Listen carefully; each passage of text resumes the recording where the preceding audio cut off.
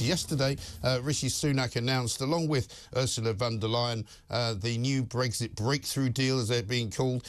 He was with her, of course, in Windsor, and is now being called the Windsor Protocol, or the Windsor Statement. King Charles was also involved, and lots of people getting very worked up about that. But let's talk to Anne Widdecombe and see what she makes of it all, and what she thinks is actually going on with this particular deal. Anne, a very good morning to you. Good morning to you. Thank you very much for joining us. I'm very interested in your take on this because it sort of varies depending on who I talk to a great betrayal of Brexit, to a magnificent negotiation of Brexit, to somewhere in between. What do you think? Well, it's certainly not a magnificent negotiation of Brexit. I must say, as I was listening to Rishi Sunak yesterday, listening to the EU apparently having given away on every last thing, I was asking myself, well, why would they?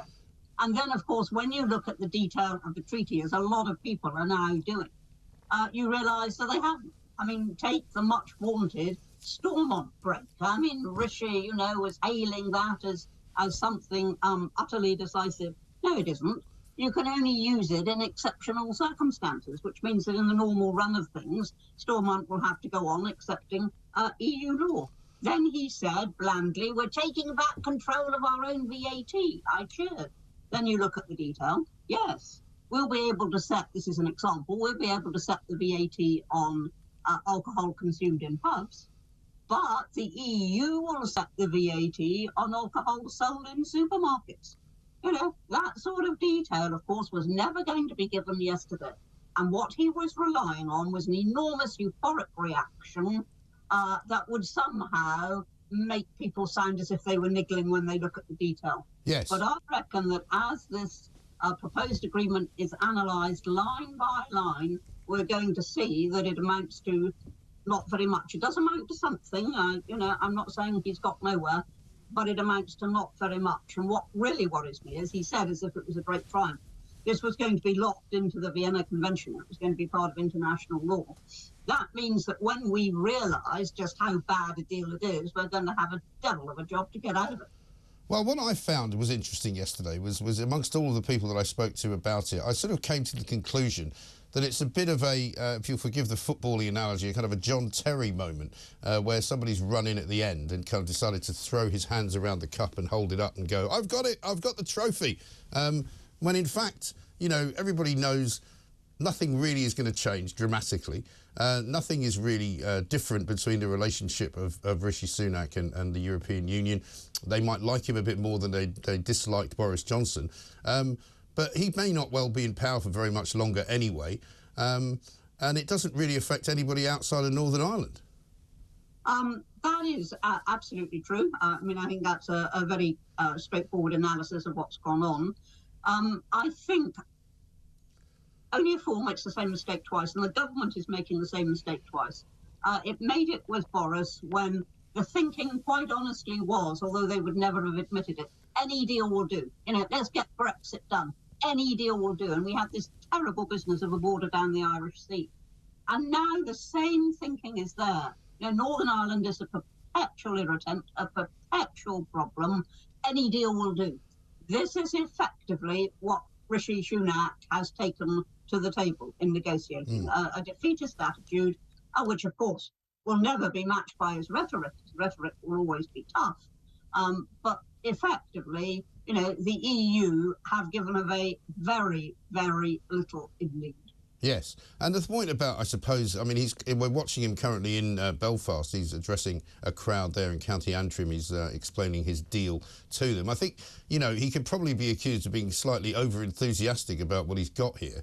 He's trying to make out that it's perhaps something that it isn't. The thing that I found amazing yesterday was when he ran through, when he was in the Commons, all of the things that you apparently couldn't do after Brexit in Northern Ireland. It sounded hopeless, didn't it? It sounded ridiculous. It was almost as though he was admitting to the deal not being done in the first place, and he made it sound worse than it actually was. But, I never thought I'd hear the Prime Minister of this great nation of ours discussing English sausages and seed potatoes in the chamber of the world's cradle of democracy.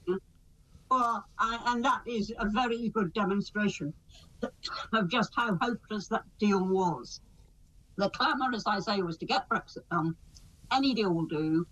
Whereas, in fact, what we should have done, what the Brexit Party said at the time, and what I still believe, is we should have done a no-deal Brexit and then built a deal on the basis of that. And indeed, I think one of the reasons why the EU has given us anything at all, which isn't much, is that the protocol bill, which was paused while these negotiations carried on, the protocol bill would have put us in a position of just tearing up vast quantities of the treaty. What Rishi Sunak has effectively done now is agreed that we can't do that. That's bad news. Yeah. I mean, is it not good news that at least if relations are better between Downing Street and the European Commission, there could be some kind of chink of light that makes things slightly easier in other ways of dealing with Europe? Oh, there is good news. I know there is good news in the agreement itself. You know, I'm not claiming that Russia hasn't got us anything. Let me make that very clear. Yeah. What it's got is precious little and not worth all this euphoria.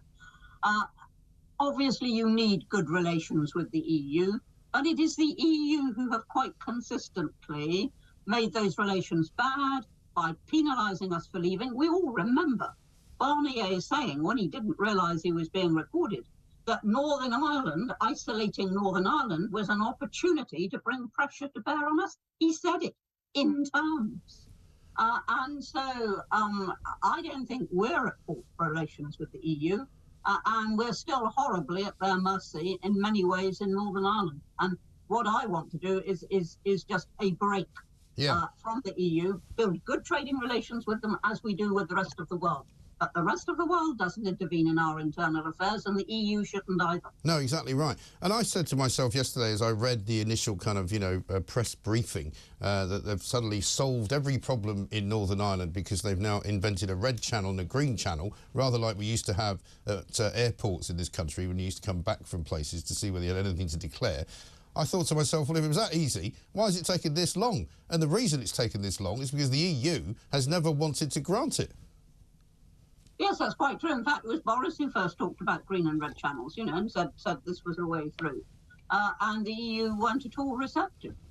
So, and what they're doing now is, Rishi Sunak is playing the clever game of making something sound absolutely wonderful, which is in fact fairly minimal. There is something there. There is something there. It's better than where we were yesterday, but not enough to guarantee a future for Northern Ireland in the UK. Yes, because the other truism, which is something I've always said about Northern Ireland, because I've been told that this is absolutely true, that by far and away the vast majority, and I'm talking 90-odd% of goods that go from GB into Northern Ireland remain in Northern Ireland. They don't go anywhere else. So there's an absolute shibboleth. I think it's 1% of all items imported into Northern Ireland end up in the Republic. So it's a pointless conversation anyway. Yeah, and it was all about making our lives difficult. And the EU, in private, said that. And that was what they were trying to do. There was never any need for a border down the Irish Sea in the first place. There is a border. We know where the EU ends and the UK begins, but we mustn't turn it into a hard border. And the EU itself said in 2017, there'd be no need for a hard border. We could do it through technology. Yeah. Well, when did that become abandoned? Yes, well, exactly right. I mean, I actually got quite enthusiastic at one point yesterday, thinking maybe we could introduce this red channel and green channel for the migrants as they come in and land on Dover's beaches. We could have the red channel for those who don't have any papers and the green channel for those who do.